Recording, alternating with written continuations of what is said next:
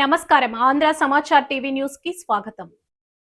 తోటివారికి పేదవారికి సేవ చేయాలనే సేవా సంస్థల సంకల్పం ఆలోచన ఎంతో అభినందనీయమని చాలా గొప్పదని కొత్తపేట ఎమ్మెల్యే బండారు సత్యానందరావు పేర్కొన్నారు.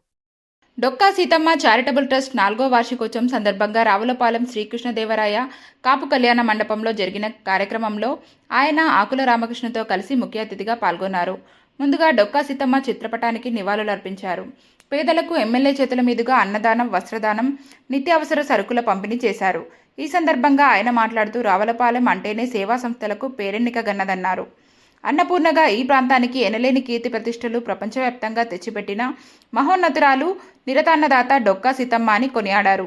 2022లో ఆమె పేరుతో ఈ చారిటబుల్ ట్రస్ట్ స్థాపించడం, నేడు 4వ వార్షికోత్సవం జరుపుకోవడం అభినందించదగ్గ విషయమన్నారు. నిర్వాహకులు రాజేష్, సభ్యుల సేవలను, వారు చేస్తున్న పలు కార్యక్రమాలను ఎమ్మెల్యే బండారు ప్రశంసించారు. సేవ చేసే సంస్థలు చాలా చాలా ఆనందం. ఎందుకంటే ఆ సంకల్పం, వాళ్ళ యొక్క ఆలోచన, ఎందుకంటే వాళ్ళ యొక్క మనసులో ఆలోచన, నేను సేవ చేయాలి, కనీసం తలకు 100 వేసుకుని, తలకు 500 వేసుకుని, తలకు 1000 రూపాయలు వేసుకుని సేవ చేయాలి, తోటి వారికి, పేదవారికి మన తోచినైన సహాయం చేయాలని ముందుకు రావడం అనేది చాలా అభినందనీయం. మరి ఆ సంస్థల పరంగా ముందుకు వచ్చినందుకు ఈ సేవా సంస్థల వారికి హృదయపూర్వకంగా వారిని అభినందిస్తాను. ఇలా ఇంకా ముందుకు వెళ్ళాలి, ఎన్నో కార్యక్రమాలు వాళ్ళు చేపట్టాలని, వాళ్ళకి భగవంతుడు కూడా శక్తి ఇవ్వాలి, ఆరోగ్యం ఇవ్వాలి, వారికి కూడా ఆర్థికంగా బాగుంటే ఇంకా ఒక 10 రూపాయలు వారికి ఆర్థికంగా కలిసి వస్తే అందులో 2 రూపాయలు ఈ సహాయం చేయడం, ఆ రకమైన చార్టీ సహాయం చేసే అవకాశం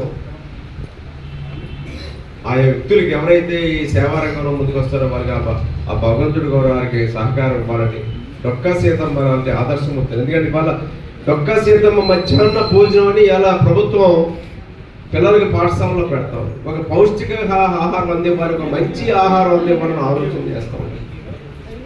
ఇక్కడ పేద ప్రజల యొక్క పిల్లలు ఎంత బాగా ఆరోగ్యవంతులై ఉండి బాగా చదువుకుంటే వాళ్ళ కుటుంబాలు రేపు అంత బాగుంటాయి. అలాగే పేదల యొక్క ఆరోగ్యం ఎంత బాగుంటే ఈ సమాజం అంత బాగుంటుంది. దానికోసం ఆలోచన చేస్తూ ఉన్నారు. దానికి తోడుగా ప్రభుత్వమే అన్ని చేయలేదు, దానికి తోడుగా మేమున్నామని మీరు ముందుకు వచ్చినందుకు నేను అభినందిస్తూ ఉన్నాను.